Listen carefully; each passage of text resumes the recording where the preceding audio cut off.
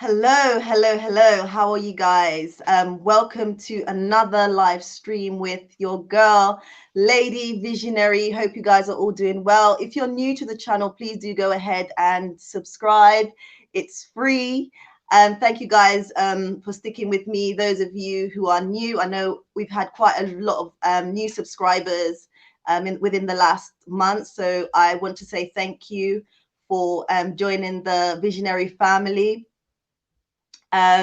Just waiting for many of you guys to join us here. We've got a really interesting discussion. We've got a special guest here with us. Before I go into the discussion, I just want to talk to you guys about the Africa Rising Investment Fund. So that's an initiative which I launched this year. So it's all about supporting young people in Rwanda, but specifically we're looking at supporting young people in the rural settings in Rwanda. One of the biggest challenges on the continent, not just in Rwanda, is unemployment amongst the younger generation. So, they are the ones that tend to get left out in the process. So this initiative basically helps to support young people in business. So they get to pitch their business ideas and we basically fund them between 200 and 1,000 pounds. So you guys can go ahead and support this amazing initiative. I have sent out the details in the comment section, so do go and have a look. We've got a GoFundMe page as well as a GoFundMe as well as PayPal, so you can support a young person just by donating. Yes, it's an amazing initiative, guys. So please, please, please do consider supporting. Anything we get on the channel at the moment goes to the Africa Rising Investment Funds. I'm really passionate about supporting young people. And, if any of you out there want to reach out to me, you can do via email, just to let me know, how you can get involved and how you can basically support this amazing initiative. I can see more of you guys joining. We have a special guest with us, so don't go anywhere. It's a beautiful young lady who is repatriating to Rwanda with her family. And yeah, I'm so excited to speak to her. She's also, actually, I won't say too much because I want her to basically introduce herself. And let me just know where you guys are listening in from. Please, as you enter, please give this stream a big thumbs up. And also, please, as I said, do go ahead and subscribe, because I know quite a few of you are watching this channel, but you're not subscribed. I'm like, come on, you need to support your girl. It's free and the support is needed. It helps to basically grow my channel and, help basically lots of people to be aware of what we're doing. Here on the channel, we talk about, relocating to the continent, investing. We discuss various topics in terms of problems and solutions, how we can create jobs on the continent. That's been a big, big topic. We talk about how the Black community, we are most likely to be job hunters rather than job creators. So we really want to shift our mindsets. And those of us thinking about relocating to the continent, we really need to think, right, what jobs can I basically create when I get to the continent? With that being said, let me know where you guys are listening in from. Really need you guys to be interactive with me today. Please, as you come in, say something in the comments. And yeah, let us know where you're listening in from. We have got a special guest with us, as I've said previously. So we are going to invite her in shortly, so do stick around. Okay, so let's see. Okay, so we have we've got London to Africa saying can't wait. Okay, amazing. Yes, me too. Veins of African blood is saying hi, lady. You're from you're in Denver, Colorado at the moment. Welcome, welcome, welcome. Lovely to have you here. Please stick around because you don't want to miss this, right? And Marvelous. Oh, welcome back. Oh my God, you're so committed. You're really committed. Thank you so much for coming and, you know, always dropping by and giving me your support. I really do appreciate that. Right. So I think what we can do, we can go ahead and I think we can start. I really do think we can go ahead and start. So our special guest, I will let her come in and introduce herself. Hello. Hello. Hello. All right, please introduce yourself to our guests. Okay, my name is Ariel Phoenix, and I am. What am I? What am I supposed to be introducing first? So just tell us about, like, you know, you, like a bit about yourself, like, Yeah. yeah. Okay, I'm a children's author. I'm a self-published children's author, and internet entrepreneur. So I've got various internet businesses that I do online, and yeah, me, my family, and I we're repatriating to hopefully Rwanda as soon as possible. Yeah. Just want to get out there, check out some land, get some land, and really, connect with the people, make some investments and yeah, go from there. Okay. So before I know, like, we're coming up to the whole Rwanda, but like, where did your drive for the continent actually come from? Okay. Well, we've always. My parents are from Jamaica. My partner's parents are from Barbados and Grenada, so we're Caribbean. But we've always known that we weren't going to raise our family here, that we weren't going to be in the UK. So yeah, we're in London, we're in the UK, but we always knew that we weren't going to stay here, and that that it was just a matter of time before we went to the motherland. But our plan was always the next 5 to 10 years. It was never like we need to go now. And I think since the lockdown, I just had an epiphany. Like we both came to the same kind of realization that now is the time to do it with everything that's going on. Do we really want to be here? Do we want to raise our children here? And that we could really speed up that 5 to 10 year plan and make it happen in 2 years or less. So yeah. Wow, wow, wow. Um, so you said you always known that, you know, you wanted to go, but like, I really want to dig a little bit deeper in terms of like that desire. Yeah. Like, obviously you had that plan, but can you give us a bit more depth? Okay. So I think since I'm 29 years old now.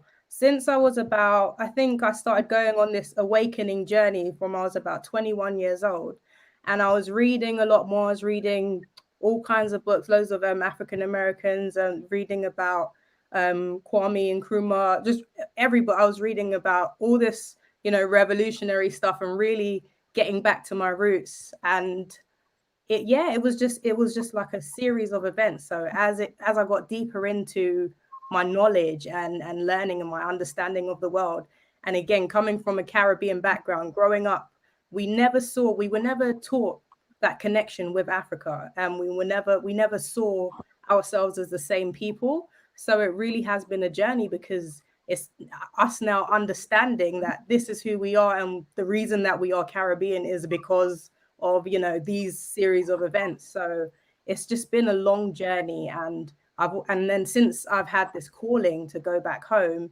it's never stopped. I've had this calling, and initially it was like, Ghana, should we go to Ghana, because we've got loads of friends in Ghana, people trying to give us land and stuff.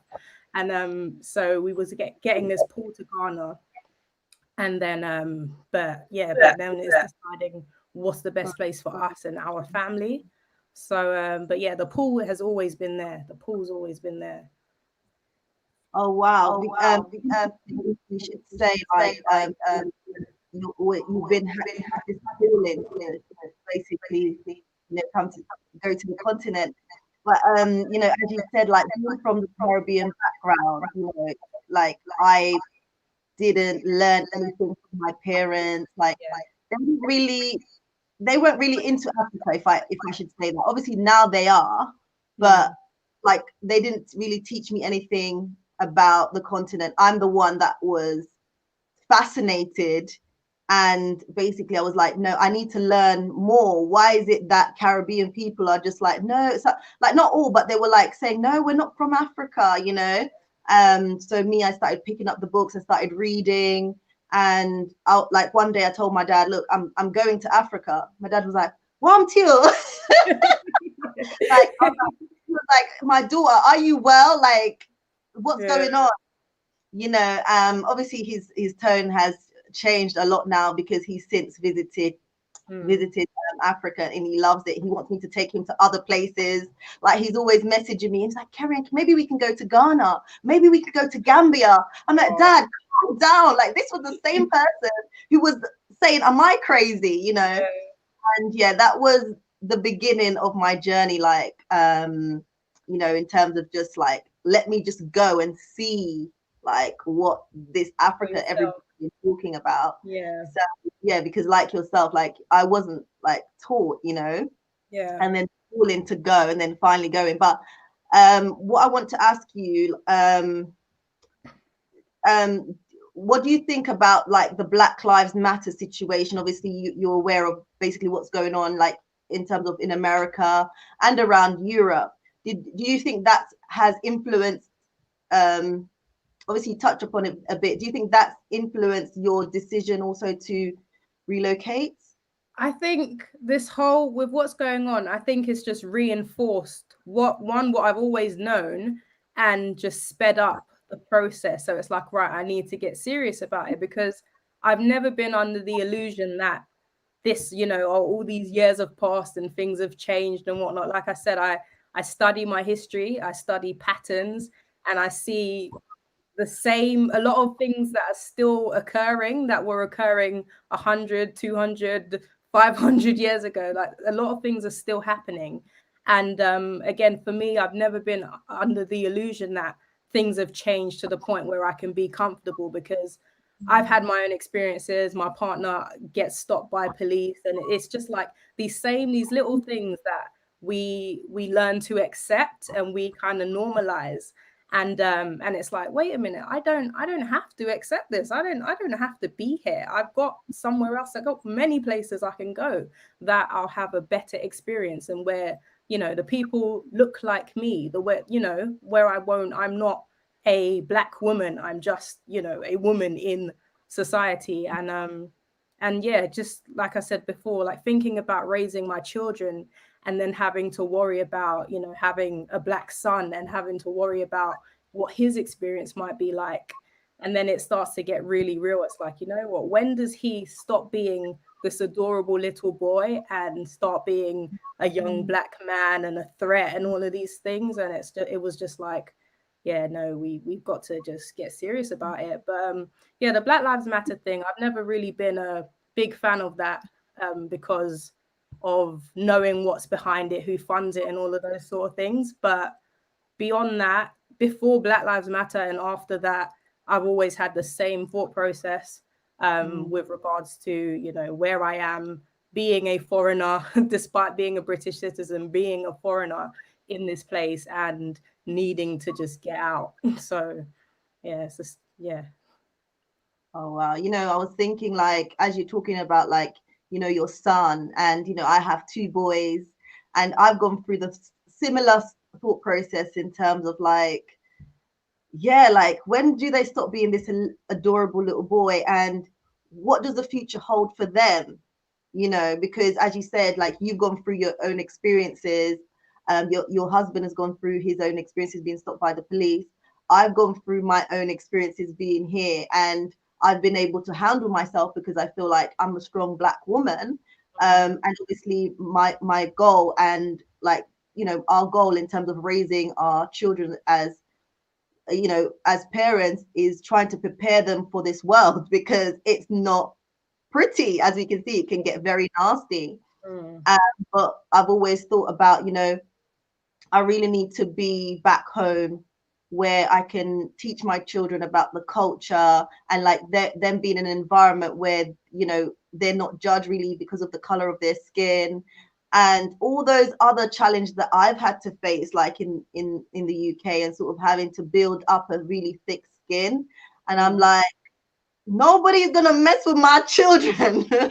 As a mother, you can, you can do some stuff with your children, And I think a lot of things actually, reality starts to kick in like properly as well. I think when I became a mother, like I'm like, I've got to do this. Yeah. There's no other way. Like, this has got to happen. Yeah. And then obviously you said, you touched upon that, this illusion of inclusion. It's all fake, Yeah. like what they're talking about diversity, and I just thought, whatever.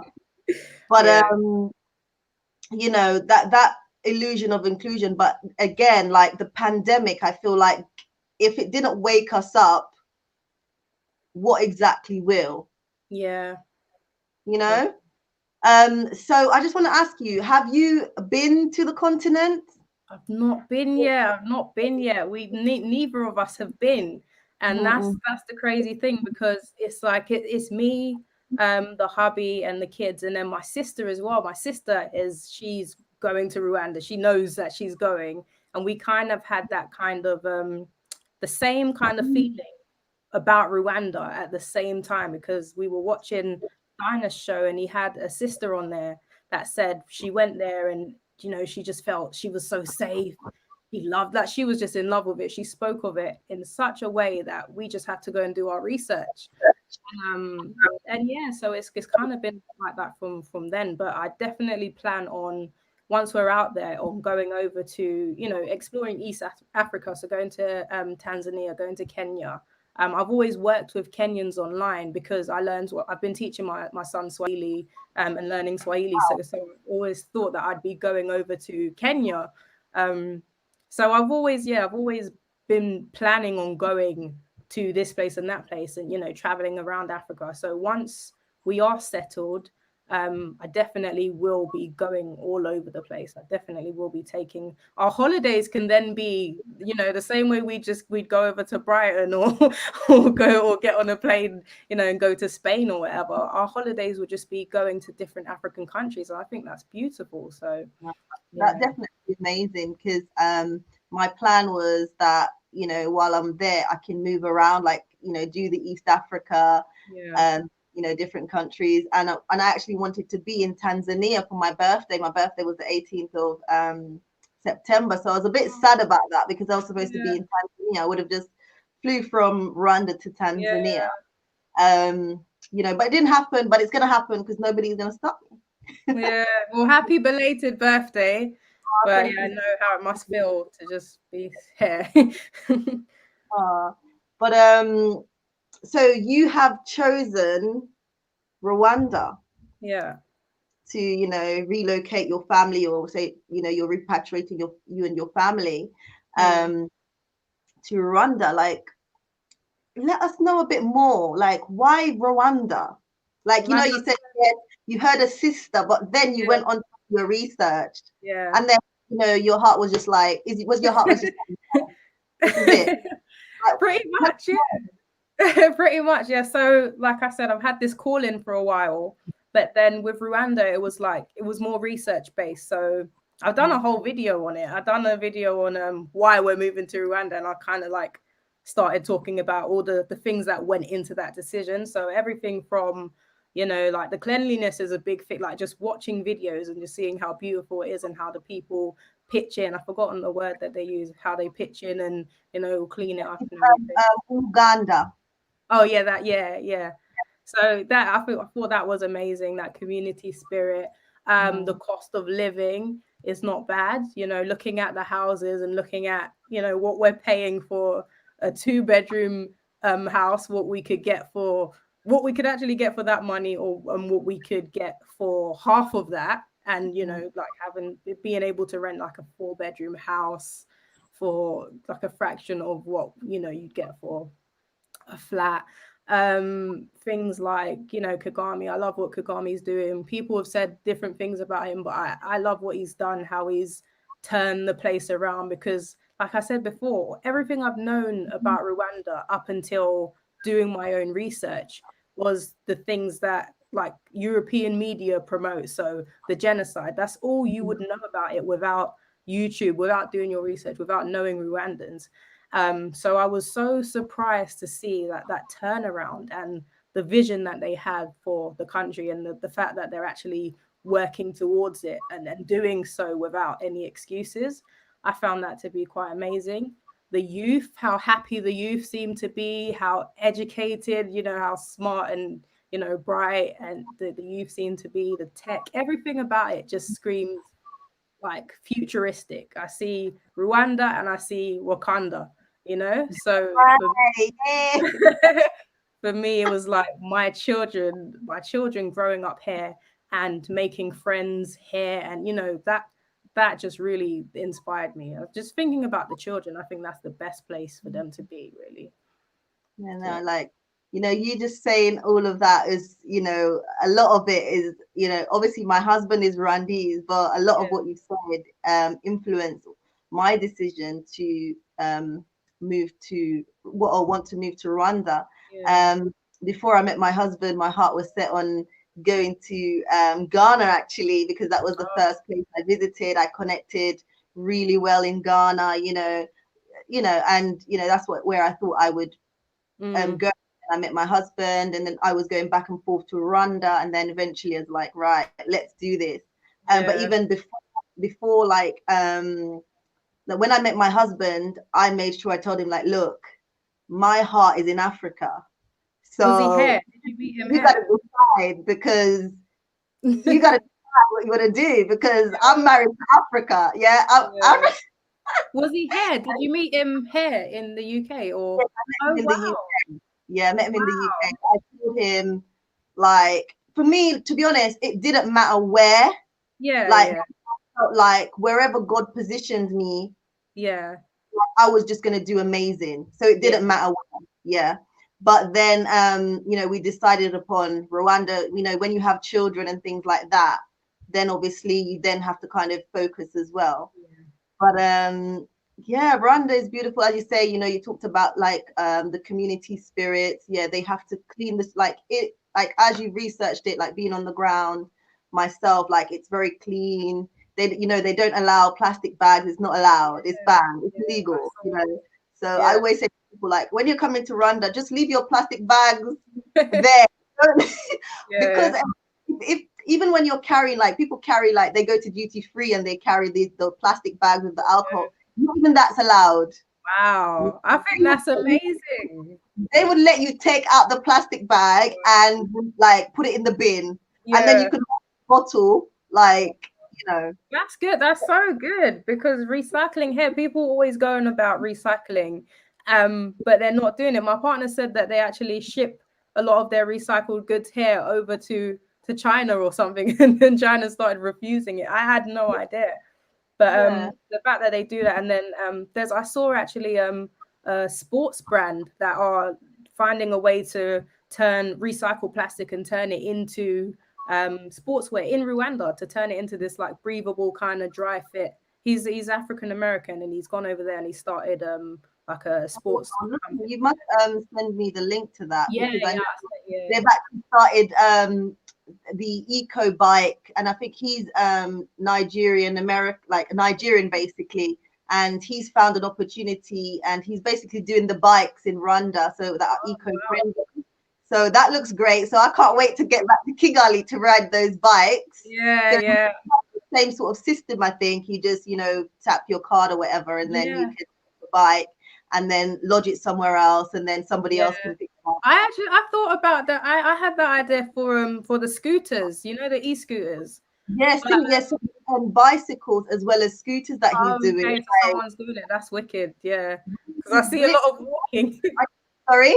I see a lot of walking and a lot of hills. So oh God, trust me, there is a lot of hills. Like, I would say, if you're taking a car, take a automatic car, because those hills, I've driven with manual cars, and no.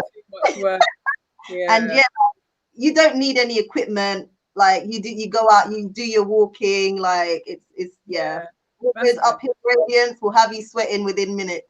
Yeah, no, that's fine. That's all right. But the car situation, that's what I'm worried about. Because I'd love to do a shipping container, and I can't find solid information on the shipping process. So that's the only thing I'm worried about. So because we're actually sending our car probably not next month, but the month after. Okay.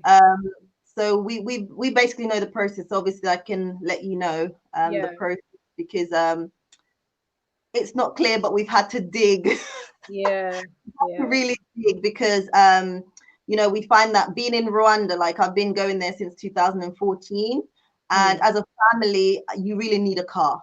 Yeah. You Yeah. need a car. Like the times that we've been there, like we've really struggled, and also car rental costs can be quite high as well. So Okay.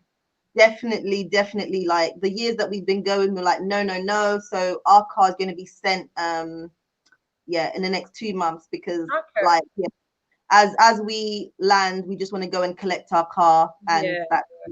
that's Is basically it what as we're. easy as just sending it over and then collecting it, or it's got to go to? Go through like Tanzania or Mombasa, and then from there Kigali. So like you have to go through like two different companies, unfortunately. Okay. Do they They connect? sorry. Sorry, do they connect you? So if you ship it Yeah, over, they yeah, connect you to. Oh, yeah. okay. They connect you, or you find someone, or you find a company that does it from Kigali. So they will collect the car and then take it Okay. and dump it to Kigali. They'll keep it at their base, and then you've got to go and pay the taxes. Yeah. The challenging part, obviously, is the high import cost. We won't talk Yeah. about that, but yeah, and obviously it's very car to car. But Yeah. yeah, so you are, because you obviously you said you've never been to the continent, but Yeah. you're planning to visit Rwanda. Yeah. So before they said they were going to be doing this other lockdown. Actually, before then, I went to check out how easy it would be to just go to take a trip there, and I wasn't coming up with any flights. Before I was, and then there weren't any flights coming up. There was Turkish airline and Rwanda, but then all the dates I've been checking recently haven't been showing anything. So I'm not sure what's That's going on. because previously Rwanda was flying from Gatwick to Hmm. Kigali. So now it's changed. So it's now from Heathrow to Kigali. Right. So it's Heathrow, Brussels, Kigali. Yeah.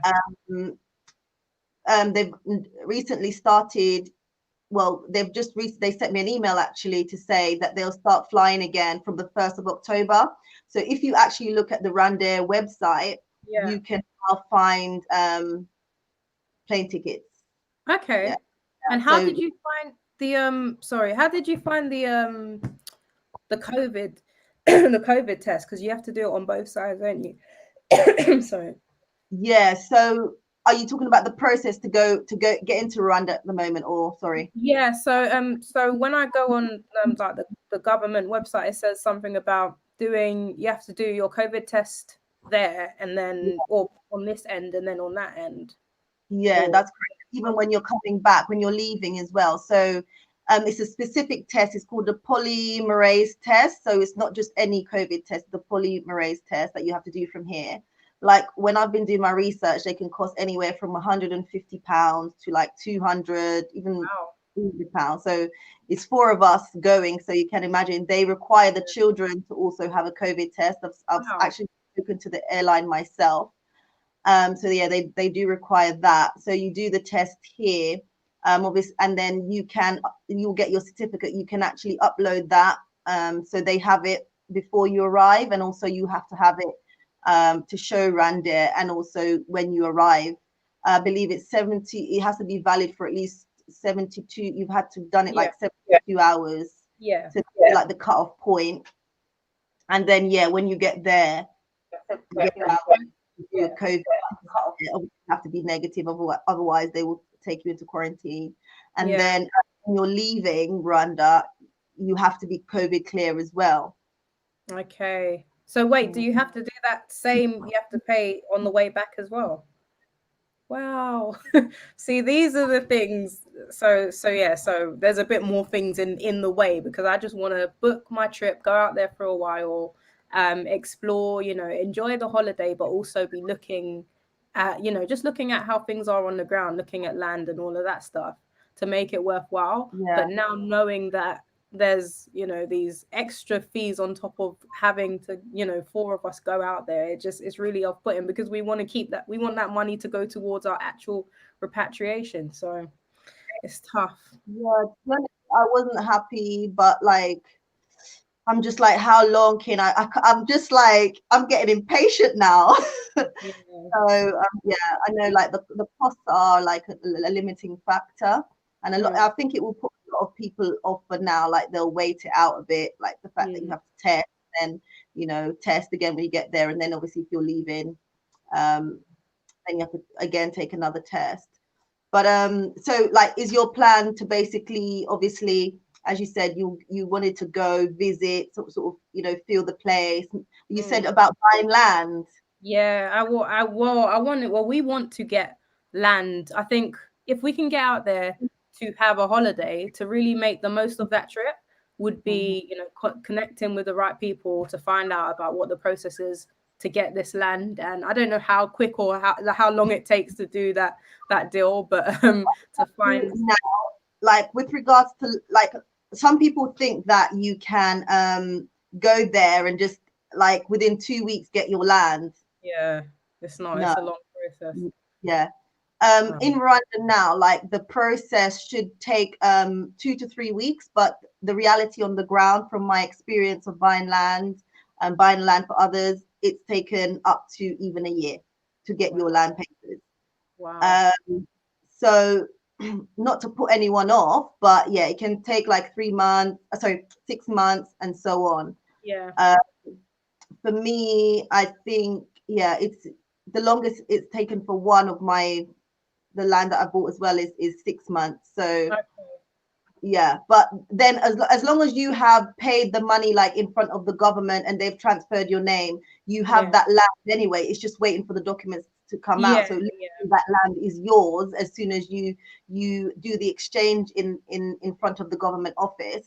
So Yeah. you can do whatever you want to do with that land. It's not um like there's no barriers there. It's just that the actual legal document Yeah. can take a while to come out. So that shouldn't really be like Yeah, limiting. that wouldn't be too, yeah, that wouldn't be too much of an issue if we were to be able to, get it, and then we'd be able to go back, and then while it's still being processed, right? And then Exactly, yeah, exactly, yeah, exactly. But obviously you have to get on the ground. You have to find, like, if you're yeah, doing that, you have to find the right persons and stuff, like before you maybe went out there, like, because yeah. yeah. To Are be honest, land scams quite, are they as bad as other places I've heard about in West what I Africa? love about Rwanda is like, it's, to be honest, I'll just say it's a no nonsense country.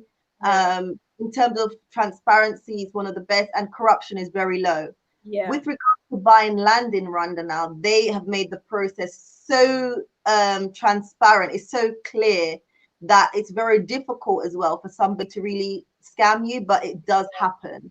yeah. Mm. Okay. That's So that's it's that's what I thought. That's what I thought. There's going to be opportunists everywhere, but from the stories I've heard about buying land in other places, it really puts you off. And yeah, I've had friends who've been scammed in other countries, etc. But yeah, with Rwanda, to be honest, it's very difficult. Like once you know the process, like it's very difficult to um to be scammed, and like if it sounds too good to be true, probably yeah, I is. was gonna say, yeah. There's people looking for deals. If it says that Yeah, it's 10% of the usual cost, then there's probably something something wrong there. yeah, you just have to be careful. Like Yeah, with Rwanda, like Kigali, the prices of land is really kind of coming up, and yeah, I think for a lot of like people from the diaspora, they're like, oh my goodness, this land is a bit expensive. So other areas I've encouraged people to kind of look at is Bogosera, which is around the new yeah, international airport that they're building. Lots of opportunities there to like build apartments, whether it's to set up a business, to get involved in agriculture, sports. you know, whether you want to build, like, you know, you want to live nearby the airport, or, you know, just 20 minutes from the airport, so that you still have access to that airport, the one in Kigali. And also, if you're doing business, then you also have access to, you know, the city, Kigali. But then again, you can be away from the hustle and bustle of things. But I'm getting a lot of information now, because the building, like, they're really sort of building the road fast. And one of the things that really amazed me, like, since I've been going to Rwanda since 2014, and I'll go back every year, and I'll be like, it's like I've never it's almost like I've never been there, because transformation just happens.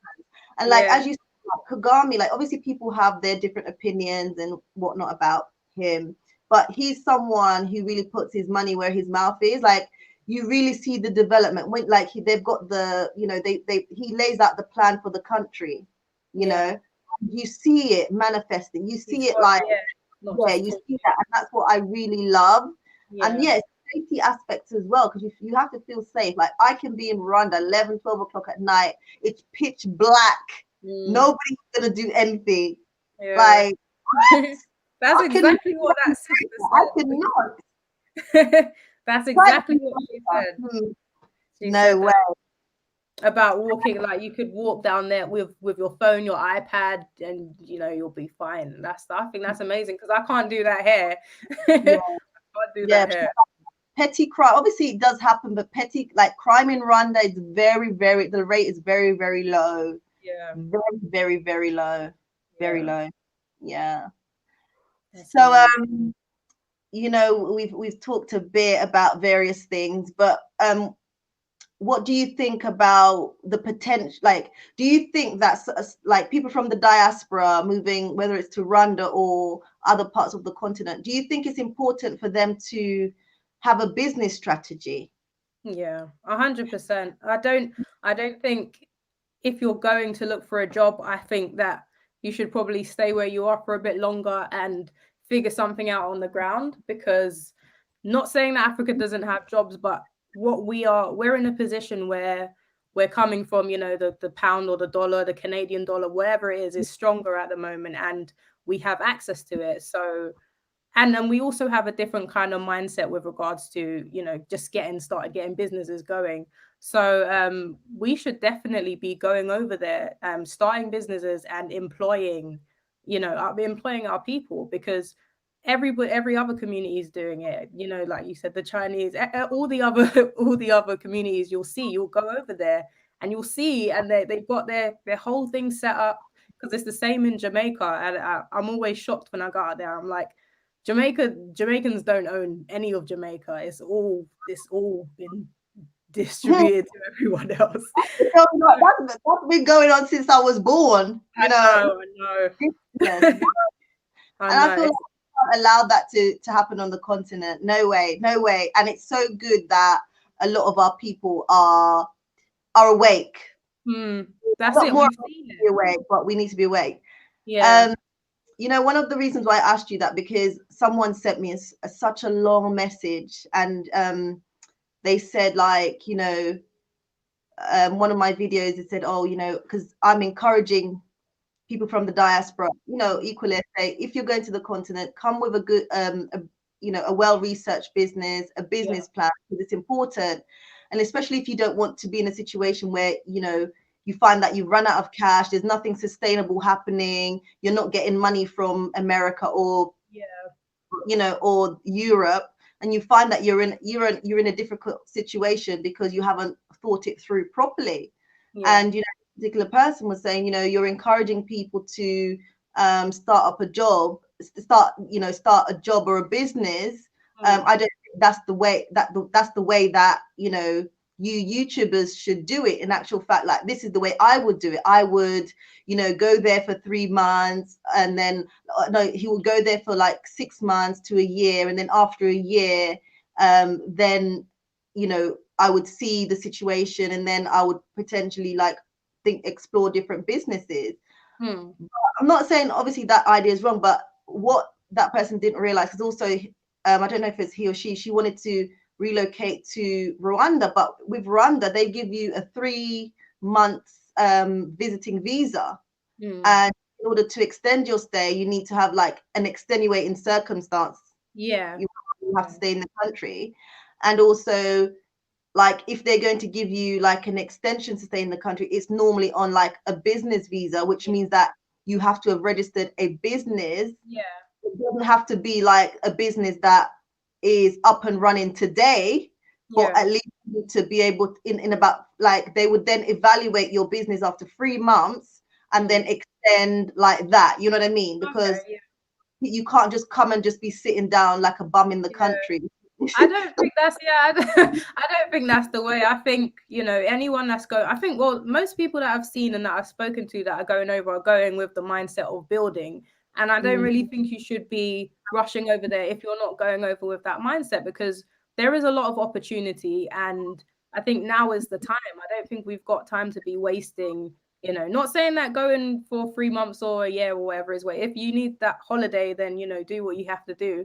But like a lot, to each their own in it, because some people want to build, some people don't want to build. So if you're a builder and that's what you want to do, you want to start your business, you've got your ideas, then yeah, go for it, absolutely, because there's so many things you can't do in other places, you can't do in the UK, or you're so restricted. And you can do them, you can make your dreams come true, you could build your empire. And not to romanticize things, but things can be that simple if you like you said, you go with a plan. You've got your income coming in. Maybe you've got some online income, but you've also got some money put aside to build something on the ground, and you combine that, then I think that's the way to go. most definitely. But yeah, I know people do think differently, but I also think this particular person maybe didn't do enough research, because then they would have known that actually, You actually can't run, just wait yeah, around. you can't just you can't just go there and say, right, I'm in Africa, so I'll spend like just 2 years. Like Yeah, it's not obviously everywhere is different. I think in Gambia they can give you like 2 years or something before you can, So obviously that's why I say it's important to like research on the country that you want to go to, just to yeah, get an insight. And I find that sometimes people make comments towards certain videos of mine, and I'm like, sure, like you haven't done your reading. yeah, yeah. But obviously I'm happy to kind of give out information, because that's why I've got my channel as well, Yeah. like instead of I know like, people are always going to have opinions. That it yeah. is what it is. But Mm-hmm. I'm so appreciative of you and everybody that is out here just doing it, just getting it done, because look, people are always going to have opinions. They're always going to say, this is the way to do it, or this is the better way. They might not even have a profile picture up, but they have the best ideas. So everybody that is out there doing it, that is repatriating, that is showing people that there is another way. This is something that's not happened. I've never seen this. I never grew up seeing it.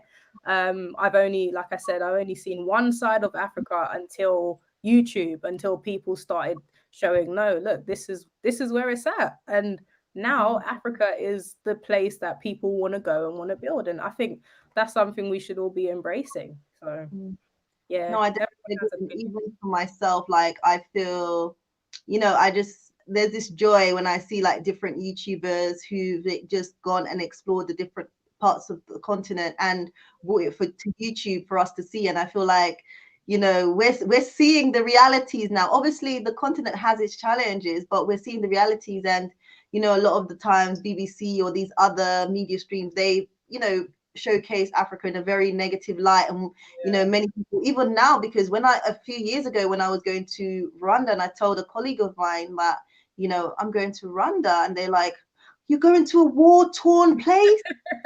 That phrase, Oh, war torn. yeah, you know what? I couldn't even, like, I was so like, what planet are you on? Yeah, Like, what?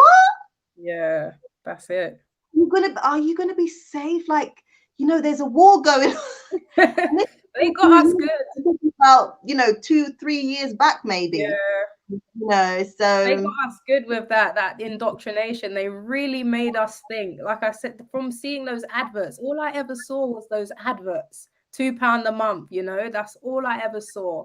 And they scare you. They make, if you don't know any better, they scare you from it. So they actually believe the things that they say. And then you've got like us Caribbean folk that's like the same, you know, just reiterating the same thing. Why would you want to go there? Like, what's there? And people actually think that people live in trees and stuff like that. Like the narrow-mindedness is just crazy. So to see this whole new, it's almost revolutionary, because seeing it in a whole new light, it's like the veil has been lifted and you can Cool. finally see Africa, and that's the It's first. definitely revolutionary. What? Definitely. Because, like, I'm just thinking, as you say, like my family, even it was me that influenced them to even come to the continent, because some of them would never, would never.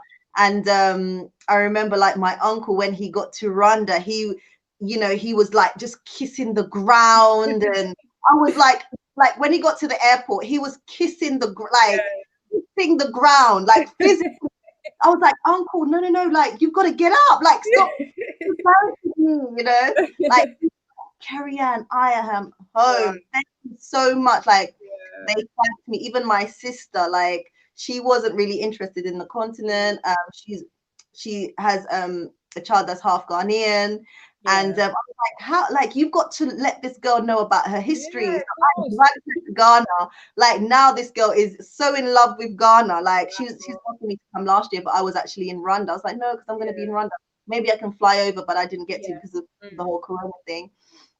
But and then she took my niece for the first time, and I've even got a video of my, like, an interview Yeah, I saw. Yeah, yeah. where, she went for the first time. And Yeah. again, very negative stuff that even our children, they know about. And she's Yeah. what, like 10, 11, yeah. And it's very interesting though. But one thing I wanted to ask is, obviously you've done like quite a lot of extensive research, and like, what do you think about like the business arena? Like, can you give us some like ideas in terms of business, like, people because I know that's quite popular. People want to know, what business can I do when people just want like ideas. Yeah. Like, can you just throw some ideas out there for us, like I one or think two? when I get on the ground, I think I'll see more, because I'm a person where I see opportunity, and then I'm like, okay, this is what could be done. That's why I start so many internet businesses, because you see a need and then you just feel a way to fill it. You just feel up a way to fill that void. And so I think there'll be a lot of things to do on the ground. But looking at, because I've already invested in Ghana's agriculture, there's like agri-tech, that's it's popping in Ghana, is popping in Nigeria. And they've actually got like these crowdfunding for farms, for poultry, for maize, for everything. And I don't see any reason Rwanda can't do that as well, because there's like, then you give the farmers the opportunity to get their stuff like out more, and then they can extend their land. One guy said that he was on, like, I forgot, like a half a hectare for years, like for the whole of his life. And then when he got like this investment to just to grow, he ended up buying about 10 hectares or something, just over like over a course of 6 months. And then like got a little maize factory built like by his land and all of that stuff, and just things like that. Agriculture is, the population's only growing, so getting into agriculture business. Also trade. My husband's a truck driver as well, so we've been trying to think of ways we can get some trucks. And then I don't want to Oh, give away all of our ideas, but we've got a few ideas. But I would agree with that one though. Like, yeah, trust, like, just from being on the ground and yeah, some of the opportunities, yeah, yeah, I'd to go for it. transport But things around. like, what I've seen from, like, going, like, I've been going to Rwanda since 2014, and definitely, as you say, like, agribusiness, there's huge potential in terms of agribusiness. It's still quite untapped. Um, so Because like, people are importing a lot, aren't they? So they're still importing a lot of things. And can you believe, like, and it's not needed. They're still importing rice, yeah, that's and crazy. it's expensive. They don't need to import. Rwanda's importing rice. Like, how Yeah, many millions of dollars they're yeah, using import rice? They don't need to import rice yeah, at all. A lot of the times it's coming from like these Asian countries. They don't yeah, actually, because they have the soil exactly. that world to be able to grow Yeah. rice, you know. They got the good land and the workforce. So it makes no sense. What?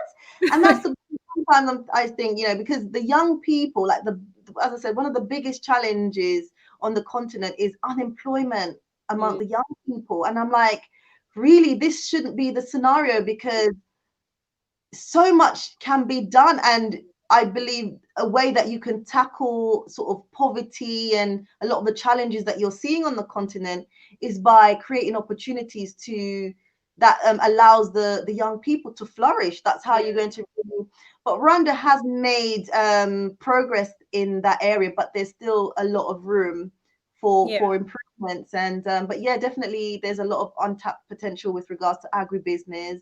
You know, they're still importing quite a bit of stuff, but yeah, you know, if you've got the tools and you've got like the manual labor, the people, yeah. definitely, you know, That's it is a big problem. I can't remember the percentage, but it is a problem. But I know there's a lot of organizations trying to work working hard to to, yeah, tackle youth unemployment and things like that. And you know, that's one of the reasons why I've actually launched the Africa Rising Investment Funds, yeah, and I'm specifically targeting young people in the rural setting.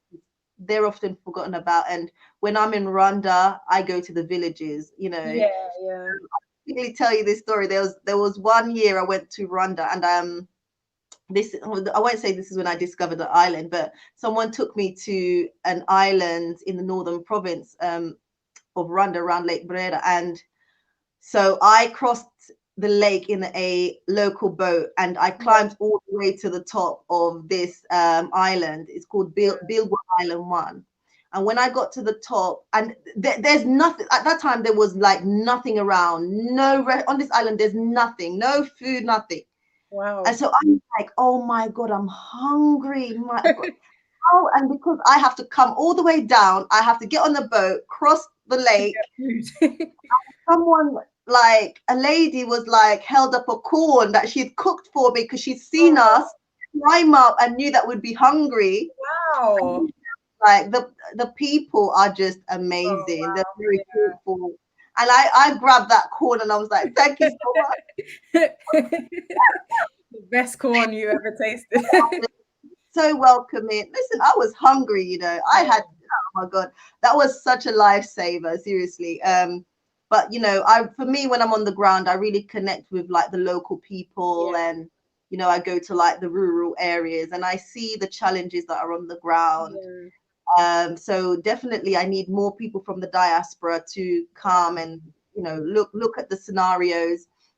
You know, Rwanda's doing tremendously. Yes, I agree, but obviously there's still a way to go. yeah, of So we course. need I believe we need to be a part of that change as well.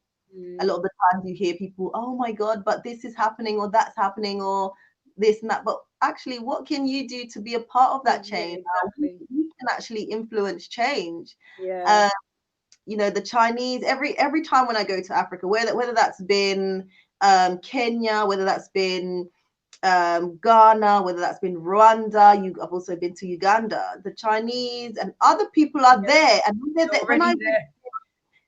I went to RDB in Rwanda to register my business last year in Yeah, Rwanda, you go there and you see the people that are there registering their business.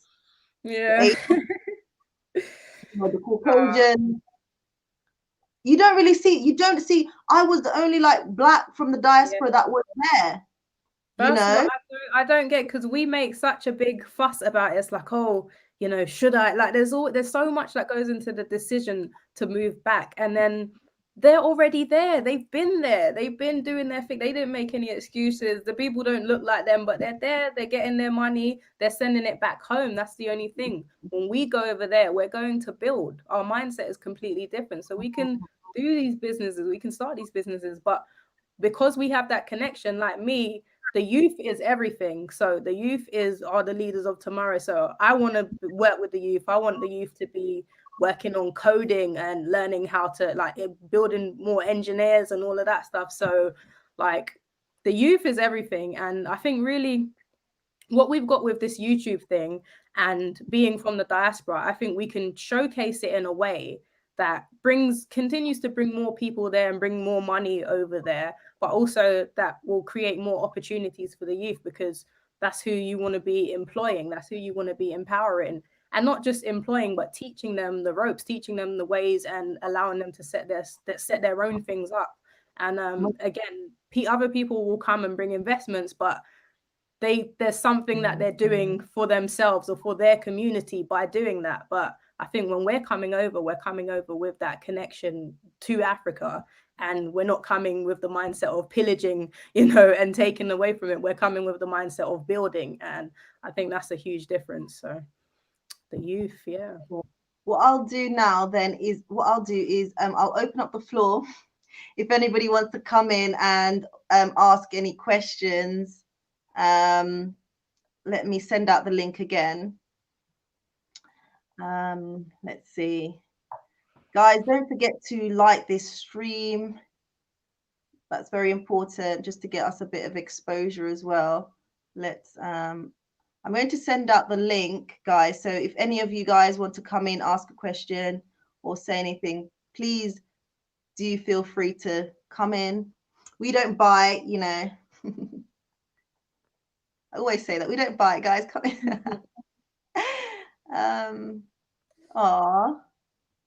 Right, so I'm going to put up some of your comments here.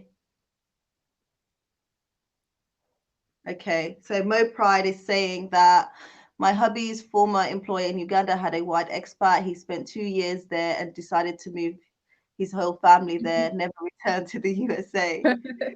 Woo! Of course. Hey guys, I'm a lot late today, but I will watch you later. Yes, I know many of you have come in a bit later on, so you have to start from the beginning when we've finished, so you can catch up. Oh. Simeon has said, excellent interview, great work, sisters. Thank you so much, Simeon, appreciate it. I have sent out the link, guys, so if you do want to come in and ask a question or say anything, please do go ahead. Ali Jones is saying, make sure you link up with the Unapologetic Nomads, lovely family in Rwanda. Yeah, like I think I discovered them through, is it African Tigress's channel? Because I didn't know of them before. Okay. So I discovered them then, but definitely I want to connect with them when I get to Rwanda, most definitely. Yeah. I found them when they went on their first trip to Rwanda. Because when I was looking at Rwanda, I was looking at everything online I could find. I was watching. So they done a trip, I think it was 2 years ago now. So it was amazing to see that they'd return, and then since then they've just been, just providing all that content. So like I said to them, I'm living vicariously through them, eating all the food and everything. Wow. Yeah, I only just discovered them, but yeah, they're an amazing family, and yeah, I watch them when I have the opportunity. I do watch them as well. London to Africa, is she going to Rwanda this year or next year? This year, if possible. If I can't, next year. But I've got some challenges that you know about that might prevent that happening. If I can't go. Challenges. Yeah, definitely, I'm excited for you, and I really can't wait to actually see you in Rwanda. Yeah, I know. Yeah.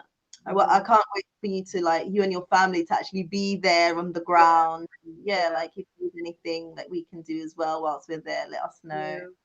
Yeah. Okay, G Grift is saying, my only fear with Rwanda is a repeat of its painful past if this current president, Paul Kagame, leaves office. What do you have to say about that? I don't think that's going to happen. I spoke to my sister about it, and I think the people are so grateful for the turnaround that they've seen in their lifetime, and also the youth look back, they don't shy away from their past. They're very knowledgeable about their past. So I've seen like them reenacting like plays and stuff, and it gets really emotional. So I think that it's not just him there saying, okay, don't do this, don't do that. I think the people like genuinely believe in him and are grateful for what he's done and the turnaround that he's done, that their mindset is just different. And they're no longer tribalistic. I'm sure they know of different things between them, but they're just not there because they don't want that. Who would want that? So I don't think I'm not even worried about that happening. Not for me, no, I don't think that as well. Like, I really think the people, they really understand the history and the pain. And I really feel like Kagame has done a lot of work to that. Even when he's not around, people will hold on to the values, you know what I mean? Yeah. And so for me, I don't really see that happening again. So for me, I'm not worried at all about that. So don't think he should be G Grift. Let me know if you've got any more questions. If you haven't, then we're going to wrap up soon. So I know many of you have enjoyed this live. Please do go ahead and give it a thumbs up. I'm going to give you an opportunity to also just tell us about your channel. I think we can, because some people are asking about your channel. I can see in the chat, and then we'll see what happens, and then we can maybe do it again at the end. So yeah, I'm going to give you the floor so you can talk about your channel. My channel is I'm still trying to figure out what direction I want to go with it.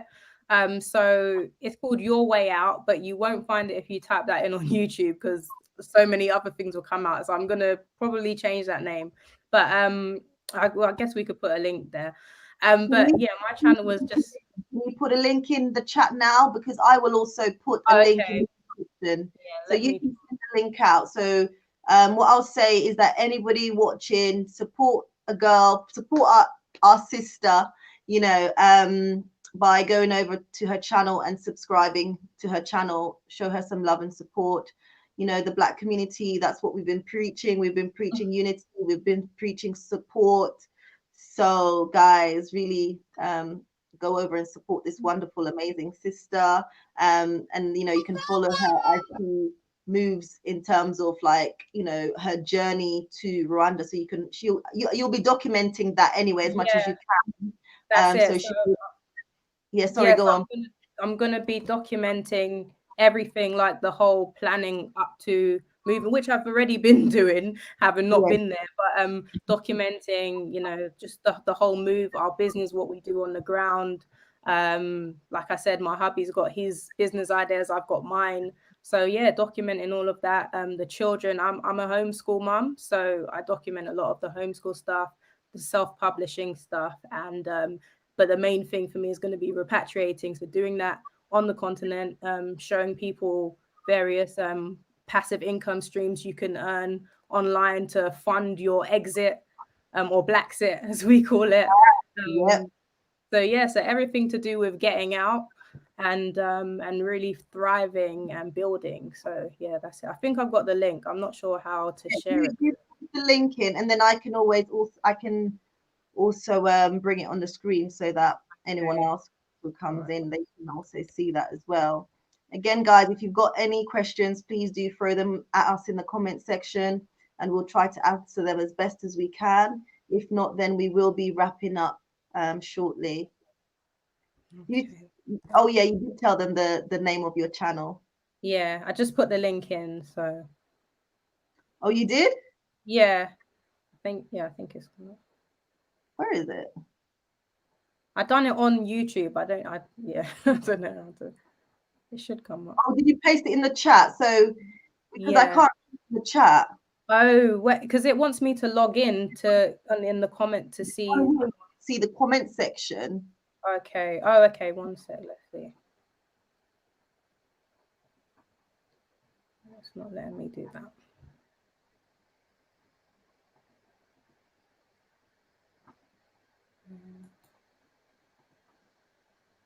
Okay, guys, please do go ahead and call in. If you want to ask us any questions, please feel free to type them out in the comment section.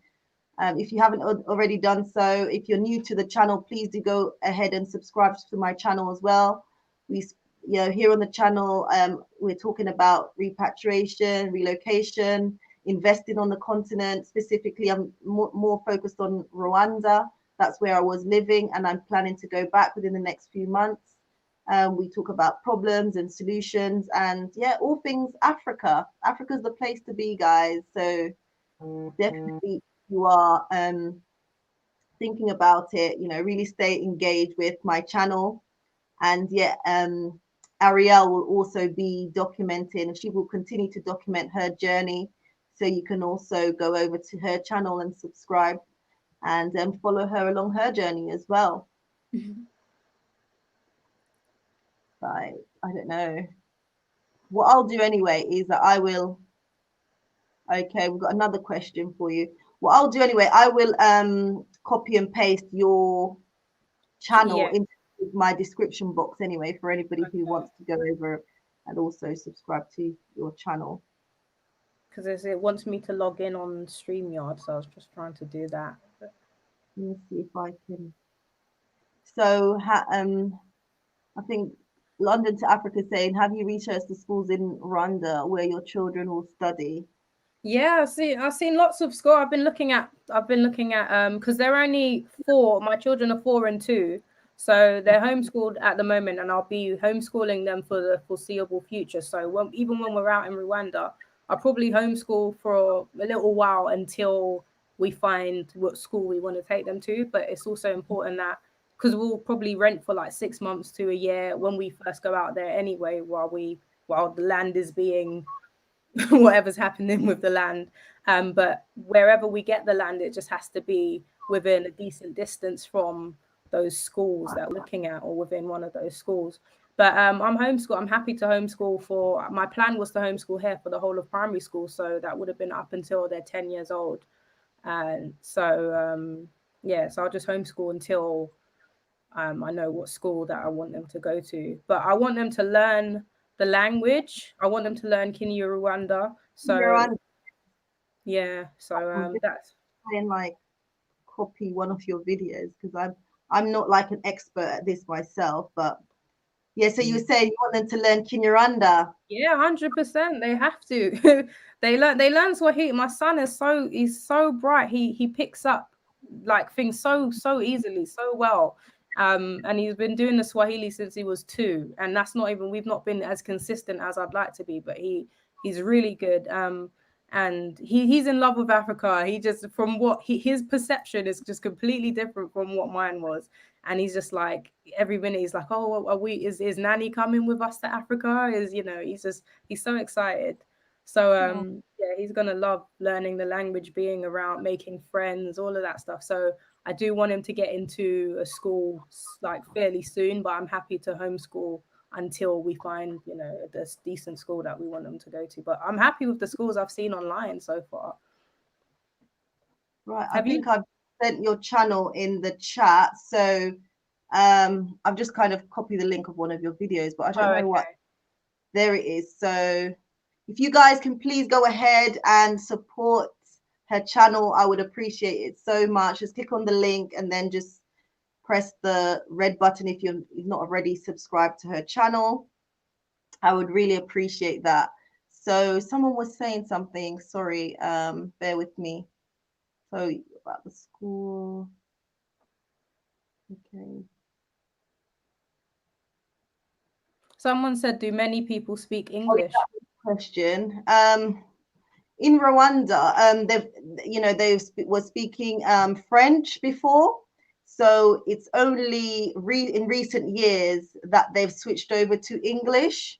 So they're really trying, but there's a lot of room for improvement. But to be honest, it's not really a major challenge. The majority do like especially if you're in Kigali, they speak English, so it's not really a problem to kind of navigate your way through. But it is important, I think, to learn the language. I have been trying, and I was doing like when I was there, I was really doing really well, and then I think the whole pandemic just kind of knocked me back a little bit. And then like my son, well, I think my firstborn, he understands a lot because his dad tries to speak to them quite a Yeah, bit in Kinyarwanda, having like conversations here and there. that's But the yeah, best thing. having because daddy's there, and then and like if he just speaks that to them and you speak English, then they should get the best of both. That's what a lot of people say when they speak, when one parent speaks one and the other speaks the other, that one should speak to them just in their language and then the other speak to them in the other, and then they'll pick it up just fine. Most definitely. But yeah, like but when the kids are young as well, like maybe us adults we may struggle a bit, Yeah. but like the kids, they will just pick it up so Yeah. easily. Yeah. I think that's it. Let's have a look if we've got any more questions.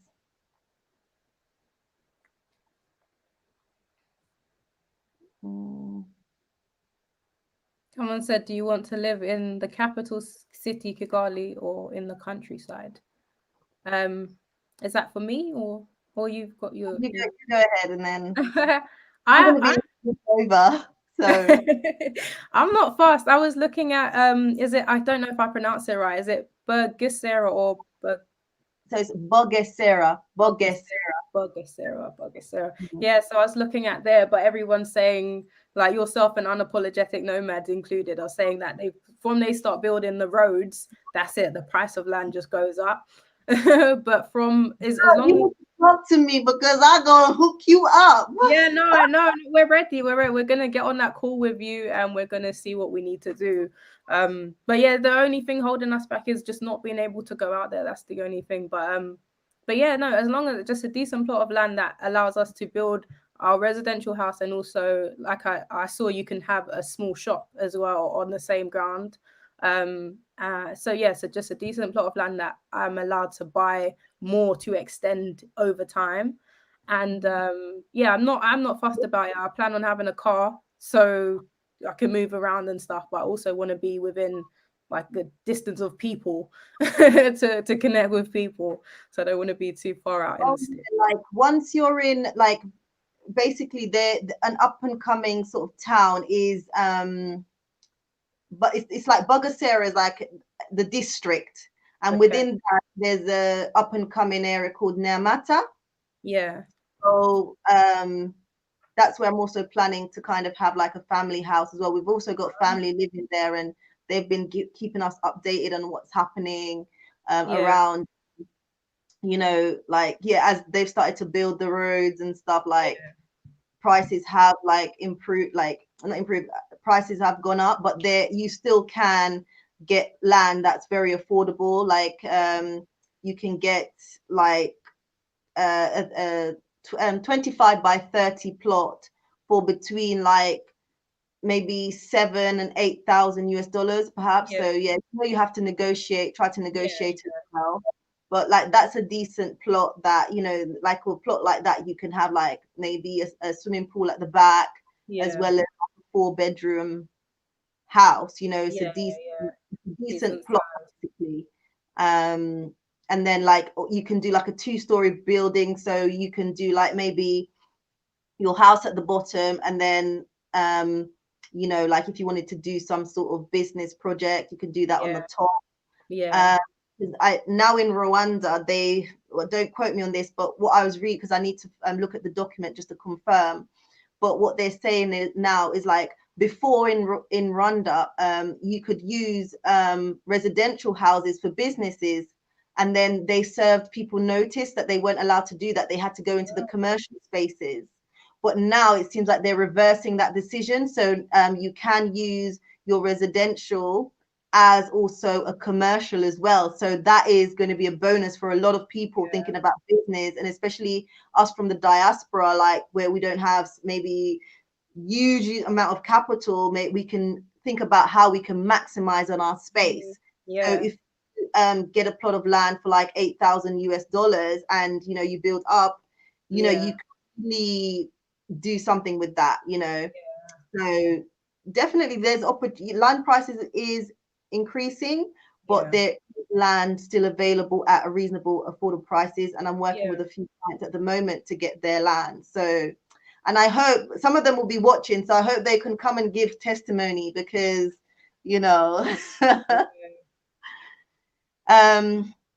layer division. Let's have a look. I think someone had a question. I'm coming to back to this. Someone had a question. Lady Visionary, do you know of Makeda? She's a Jamaican TV reporter on CNBC Africa Rwanda. Her YouTube is Contact Makeda.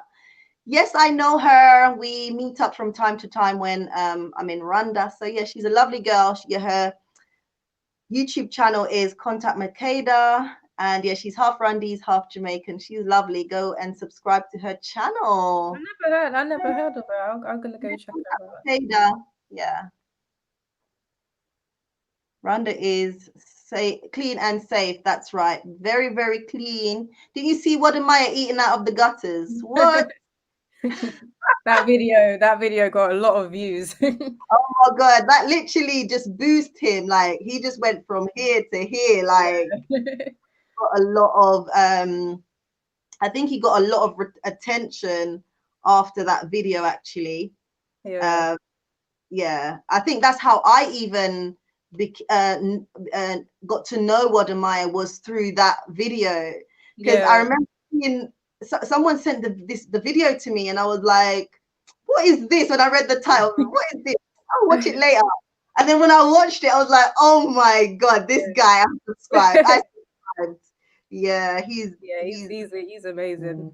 I think this is what I'm looking forward to. There being Wode Myers in every country in Africa and really showcasing Africa, because what he's done, not just for Ghana, because I think he should be the like number one marketer. They need to employ him as the Ghana's year of return for marketing, because what he does is just phenomenal. But he was saying this as well, like that's one thing about the African leaders is they just don't give people enough props, like he's really showcasing Ghana, and like they could invite him to certain things, but just, that recognition, but he doesn't get that recognition even on like in his own country. But I know it's slowly happening, definitely. I think it will. I think it's gonna come. I think it's gonna come because the work, what he does, no one's done that. So yeah, we need more. I love that guy. Okay, obviously I'm married, but I don't want people to get away. Please. I really like, he's really inspirational. Like he's part of the, like, the inspiration for me as well. Like so many other people out there, watching what Maya, he's got like amazing content that he keeps putting out. And, as you say, changing the narrative of Africa. Like he, like, a lot, like you'll get some comments from people, not a lot, but you'll get comments from people like, oh, you can't do this in Africa, you can't do that.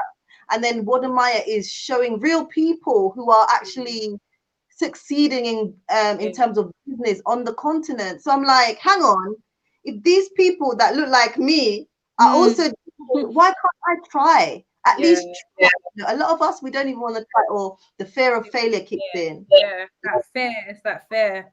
But yeah, because he shows people that have come over with crazy capital, but he also shows people that have just started something. There's a cult. There's been so many, and it's just like, this guy had the idea to do this and he done it, and it works. It's working, and I think that's so important to see, and that's something I look forward to documenting as well in Rwanda, like just really showing what people are doing, and the talent, the innovation, all of that stuff.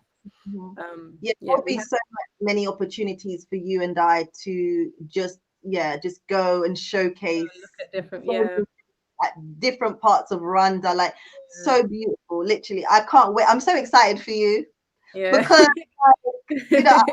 when you go there, you fall in love with Rwanda. Like you're not gonna look anywhere else. But I do want to explore. Like I do want to go to the Gambia eventually. I do want to go to, like, as I said, like do the East Africa.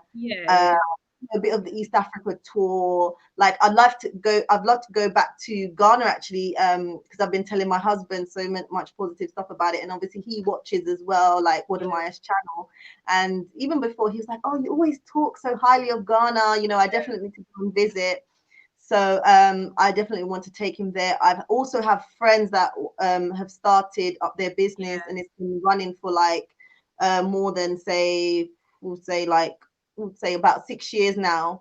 Successful businesses. So Yeah, Yeah. Ghana looks good. There's a few things I'm concerned about as to why I wouldn't choose there. Like that was my initial destination, and I've got so many Ghanaian friends that have been trying to bring me over, like going 3 months at a time, planning to move over. And the place, it looks beautiful. It looks amazing. I'm definitely gonna spend time over there. I know people that are building schools, just everything, just getting it done. But also like what's Rwanda like with injections and stuff? Because I'm very concerned about these injections as well. They don't ask you, like, Ghana will ask you for like your yellow Yeah. fever, but not really. Yeah, Okay. obviously they advise you, but it's not like a compulsory thing. Like they Yeah. ask you when you arrive there. No, like Okay. as I said, since I've been traveling to Rwanda since 2014, I've never been asked anything at the Okay. airport. Yeah. Quite funny because the last time I was in Ghana, I was quite annoyed because I've had my yellow fever, but like you would expect that they would ask me for these when I arrived in the country. They didn't. But when I was leaving, that's like when I was actually late for my flight. Yeah. So I knew I was late for my flight. So Yeah. I felt like he was trying to get me to bribe him, but I just wasn't Oh doing that. wow. It wasn't going to happen. And it was clear that's what he was trying to do. Yeah.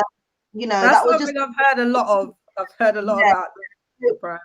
On my way out of the airport, you want me to show you yellow fever? That doesn't make sense. So he was Yeah. holding me up. Wow. I was going to miss my flight. I was so annoyed. But Wow. with all that said, Ghana is a wonderful, Yeah. wonderful country. Yeah. I would definitely consider like investing there. I would definitely, go back and visit. Um, all my experiences in Ghana has been amazing. Every time I'm there, I've even been to Ghana traveling solo. Like that's Wow. how I've been doing it for many each year that I was going. Yeah. I was traveling there alone. I know Oh, I knew I know it's changed quite a lot now because I think the last time I was there was like 2016. Yeah. And then I was traveling on my own, and my coconut. What every day the jelly man knew me.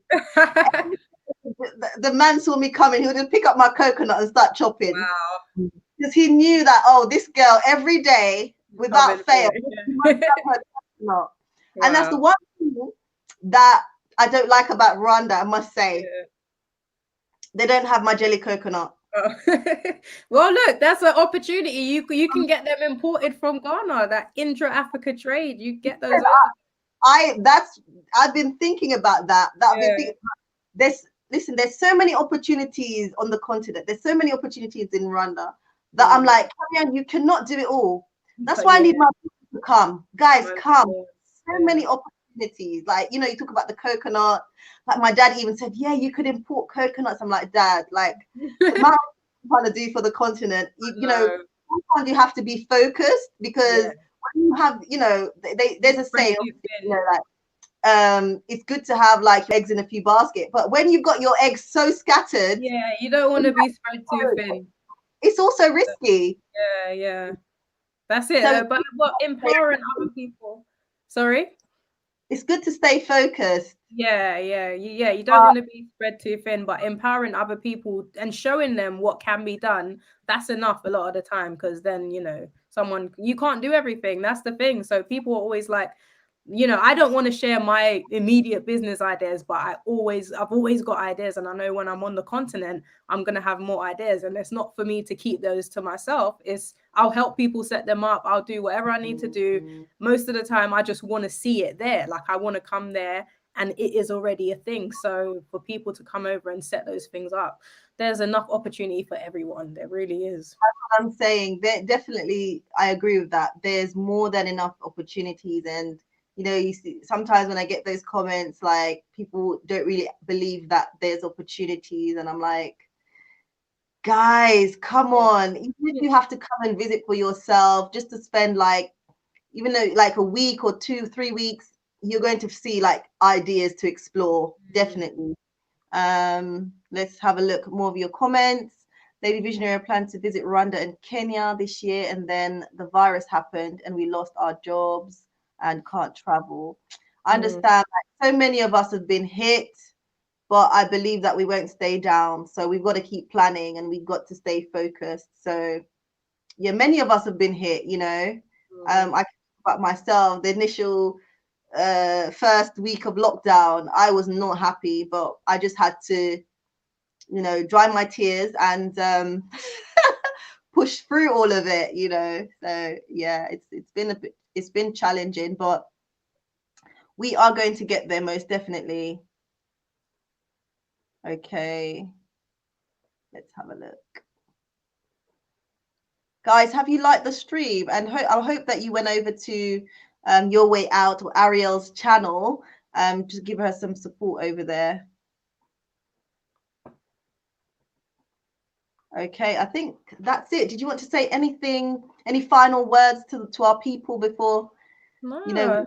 That's pretty much it. The last thing I was thinking about was when you was talking about Ghana was that like most of us from like Jamaica, from the Caribbean, that's what we are anyway. We're Ghanaian, we're Nigerian. I actually done my ancestry and I'm 55% Nigerian. I thought I was mainly Ghanaian. I'm 55% Nigerian and 25% Ghanaian. So yeah, so that's who we are. So there's so many Jamaicans in Ghana. The trees are the same, the atmosphere is the same. Like, yeah, so Ghana would have been the first choice. Yeah, but you know, there was another, I think she's from African Tigress's channel that I watched her, and she was planning to go to Ghana. I think she went she'd to even Tanzania. and then now she's in Tanzania. Yeah. So to be honest, just go where the wind takes you, you know, where you feel like your heart is as well. Like, and you know, you never know. Like maybe, I don't know, maybe you go to Rwanda and think, well, nah. I can't see that happening, but yeah, you never know. I hope not, you know. Now I think I'm gonna be like your uncle. I don't think I'm gonna kiss the ground, but I think I'll probably start crying because I think I'm gonna be crying tears of joy and just like feeling like I'm finally here. I don't know why. I've been so many places. I've been all over Europe. I've been so many places, and the thought of going to Africa as a holiday destination, it never hit me. I don't know why. And it's crazy now that the calling is so strong. We're in lockdown. So no, I'm going as soon as I can. No, that's it. You know, you see the obstacles there as you're getting closer. Yeah. But you know, it's not over until you win. And definitely, I'm getting back, and you will definitely have the opportunity to visit the continent for the first time. And you know, a lot of people talk about, you know, that the initial emotions when, you know, they get to the continent on the first time. And for me, when, oh my God, like when I was so excited when I was going to Ghana for the first time. I remember like I stayed at the airport, I think the night before. And like the adrenaline, the excitement, I was like, wow, wow. I just knew, like, my ancestors were saying, come on, girl, come on, girl. And then when I was on the plane, like I couldn't keep still. I was just like so fidgety. Like I think that the flight was around 10 hours. And when I got there and the plane landed and I started to clap, I was like, I started to clap. And you know, the doors open and obviously people are in front of me, and get off. as I got off the plane, oh my goodness, I didn't cry, but I almost cried. But just that warm embrace, that like basically welcome home. And at the airport, I think at the time it says Akwaba, welcome in Tree. And I was like, wow, like I am home. Wow, that was it. I was completely sold from there. But I stayed in Ghana initially. My first trip to Africa, I stayed 3 months. Yeah, wow. That's what I'd love to do that. That's amazing. Because yeah, for me it was a journey, and it was a necessary journey, and that was a stepping stone for so much more, and bringing me to even why I'm here today. So I have no regrets, and it shaped my whole life. Definitely, it shaped my whole life, and it's just been a blessing. And I can't. It's been too long now, since 2000. I visited in 2010. There's no going back. I'm sorry. My love for the continent is there. Like you can't take it out of me. It's not going anywhere. Yeah. I'll just. Oh, someone's asking some questions. If you want to support me, someone's asking about my super chat. If you want to support me, what I do, I have already sent out the link. I'll do it again. So you can support me via GoFundMe or via PayPal. Okay, so that's the way you can support me at the moment. My channel is still growing, so if you can't support via those different ways I've just given, you can just support by giving this a thumbs up. That's enough. I appreciate that. I do appreciate that. Someone is asking about does Rwanda grow apples or do they import them? Rwanda does grow apples. When I was last out there, I saw apples. Yeah, so they do grow apples, but also I did see some in the supermarkets, and I believe those were imported apples. But actually, there's not a lot of apples in Rwanda, if I'm honest. And actually, the apples are very, very expensive. My God, like the imported apples are so expensive. Sorry, I wouldn't even buy them because there's so many other fruits like avocado. Like every day in Rwanda, I was eating an avocado. Oh, don't. That's my favorite. I can't wait. Every single day without fail. Like, don't come home without the avocado. Listen, you buy 3 avocados for 10p. Hello? What? Get out of there. What? No, they cost like £1. I will even give them double the price. Like, yeah, of course, because we're paying like £1. I think I paid £2 something for 2 unripe, and then they're bad inside. Oh, the avocados here. I'm gonna tell you the secret about you get the unripe ones and then you ripe them. That's a bit better. But sometimes they don't ripen. They don't even ripen sometimes. They're sitting there. My mum said to wrap it up in newspaper. I've wrapped it up in newspaper. It just didn't ripen. And then if it does sometimes, it's got so many black spots in it. Yeah, that's the point. But I'm telling you, and the avocados there. Oh my God. I'm gonna start salivating, so I should stop. And even where I bought my land, I've got an avocado tree on that land. Oh, I'm coming over. I'm coming to get my harvest. I'm coming to get my avocado. The quality of the avocado is like, wow. It's so good. And like 3 avocados here, you pay £1.20. You pay like £1.20. There, 3 avocados, 10p. What? I'm buying the whole thing. Just put the whole thing in my bag. I'm like, put the whole thing in my bag.